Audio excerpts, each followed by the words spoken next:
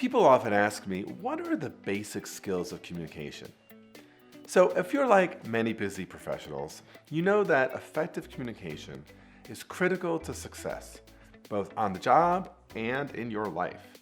But if you're like many professionals, you want to improve, but there's just too much out there to know what's most central or important. So in this video, I'm going to share the 4 basic skills required to be an effective communicator and simple tips that can make you better at each of them.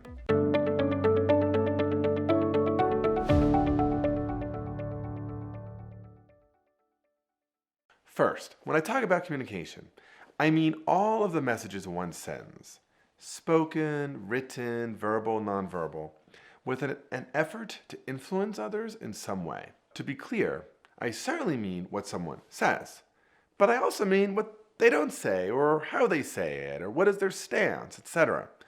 One of the reasons why communication is its own field of study and practice is because the messages involved are so complicated. And the goal in communication is that the message you intend to send to the other person is the message that they in fact receive.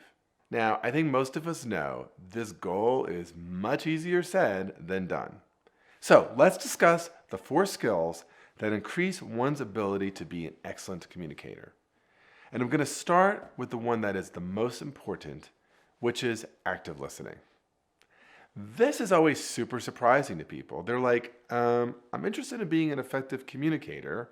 How am I doing that when I'm actually active listening? This is a terrific and, of course, very fair question. Here's the thing. You are not going to be fabulous at communicating with someone if you do not know where their mind, their heart, and their thoughts are at. And you do not know where their mind, heart, and thoughts are at until you've done some pretty extensive active listening. When Hillary Clinton first decided to run for Senate in New York, she was widely mocked, right? She was seen as a carpetbagger. Folks put her chances of being elected and being effective as pretty darn low. But if you were around back then, and that's a pretty long time ago, I have to say, you may remember that she started her campaign on a listening tour of the big state of New York. Now, it's of course possible this was just a political stunt, but for the moment, let's just take that move on its face. Indeed, at the time, Hillary Clinton actually framed this very much as needing to get to know the people of New York. How did they think? What was important to them? She felt like she needed to do those things before she could articulate a full set of policy proposals and preferences. Now, of course, she had some ideas about what mattered to her when she first announced her candidacy, but the listening tour helped her refine her message, helped her make policy trade-offs, and helped her understand what the New York State constituency most wanted or needed. Whether you like Hillary Clinton or not, most folks on both sides of the political aisle came to think of Hillary Clinton as an extremely effective New York senator, someone who delivered for her state and who ended up getting easily reelected to the Senate the second time around. At a more granular or skills level, active listening means asking lots of questions to understand how the target of your communication sees the world or sees a particular issue. It also means paraphrasing what they're saying and acknowledging the emotional content of what they're saying. Why are these things important? Well, most people care deeply about feeling heard and feeling understood. And good active listening does just that. But of course, there's this second benefit.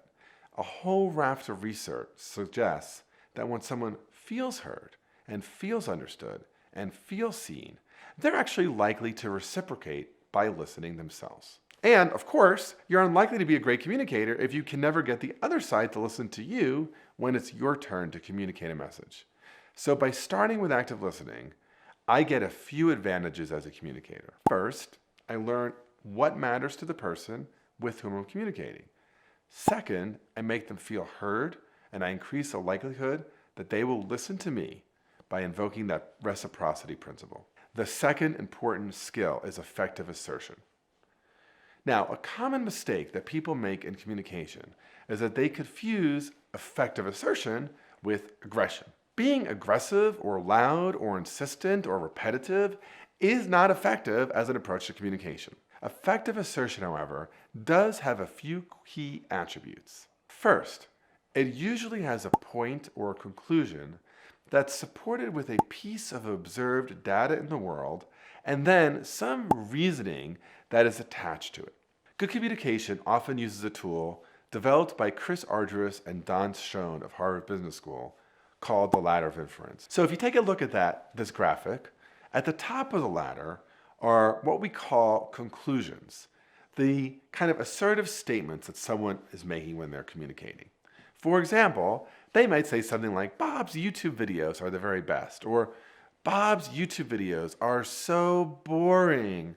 They're like this non-narcotic sleeping aid, great to watch if you have trouble falling asleep. But a really skillful communicator doesn't just stop with their conclusion. They walk down this ladder of inference. So what they'll do is they share the specific data that they are observing and then the reasoning that they are using to get to that conclusion. So it might look like this.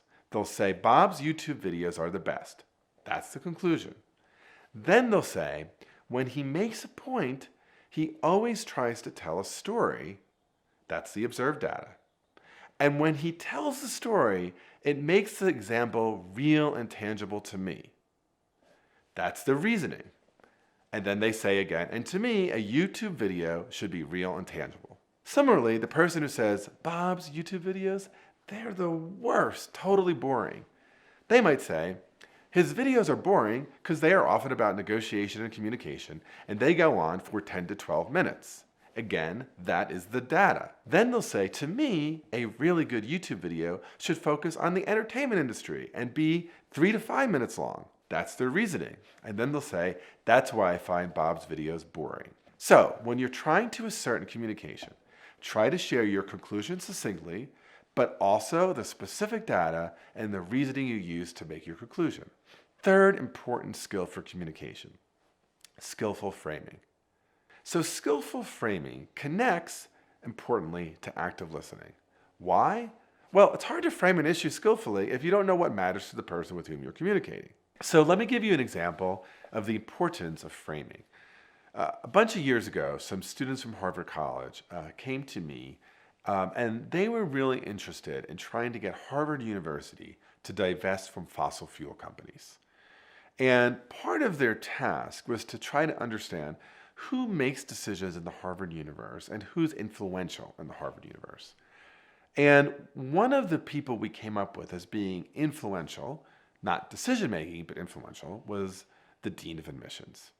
Now, you would rightly say, why does the Dean of Admissions care about fossil fuel investments? And the answer is, they probably don't.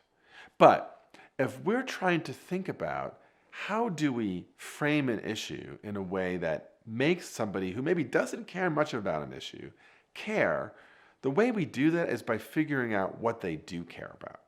And one of the things that really all admissions deans care about is winning over admittees from competitor schools. So, for example, a candidate who has applied to both Harvard and Stanford, clearly Harvard wants that person to choose Harvard over Stanford. One of the things our students learned is that Stanford had already divested from fossil fuel companies.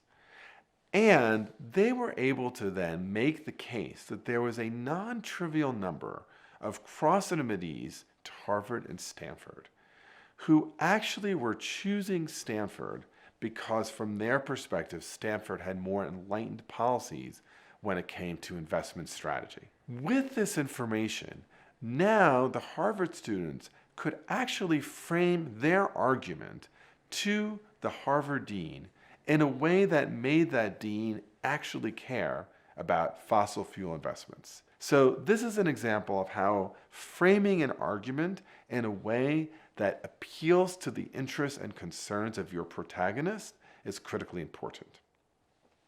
The fourth important skill is choosing the right medium. So choosing the right medium to get your point across is really critical for great communicators. Truth be told, I could produce several YouTube videos on this topic. But for now, suffice to say that what you need to do is think carefully about what are the things that I should do in person? What should I do over text?